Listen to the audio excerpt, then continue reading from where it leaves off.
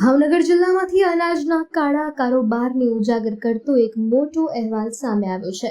મહુવા મામલતદાર અને પોલીસે સંયુક્ત દરોડા પાડીને નેશનલ હાઈવે નજીક ઉમળીયાવદર પેટ્રોલ પંપ સામે આવેલા એક ગોડાઉનમાંથી આશરે ₹21 લાખની કિંમતનો ગેરકાયદેસર સરકારી અનાજનો જથ્થો ઝડપી પાડ્યો છે।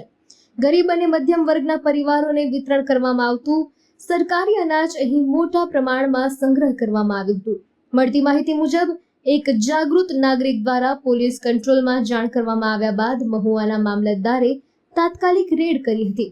આ કાર્યવાહીમાં 32,491 કિલો ઘઉં, 8,400 કિલો ચોખા, 843 કિલો બાજરી, 850 કિલો ચણા અને 1,350 કિલો તુવેર દાળ સહિત કુલ ₹20,99,000નો મુદ્દામાલ જપ્ત કરી ગોડાઉન સીલ કરવામાં આવ્યું હતું। અફઝલભાઈ નામના વ્યક્તિ દ્વારા ગોડાઉન ભારે રાખવામાં આવ્યું હોવાનું સામે આવ્યું છે। જો કે આટલા મોટા પાયે ચલાવવામાં આવતા કૌભાંડની પુરવઠા વિભાગને ભાન ન હોવાથી તંત્રની કામગીરી સામે ગંભીર પ્રશ્નો ઉઠી રહ્યા છે। લોકમુખે મિલી ભગતની ચર્ચાઓ પણ વ્યાપી રહી છે।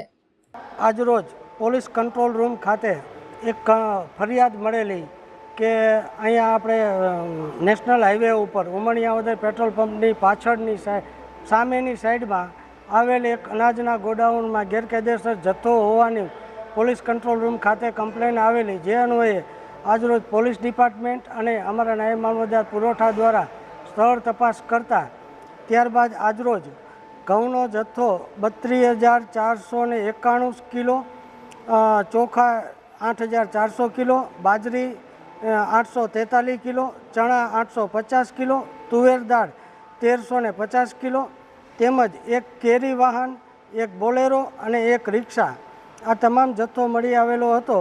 જે અંગેના તેઓશ્રી દ્વારા જરૂરી બિલ પણ રજૂ કરેલ છે।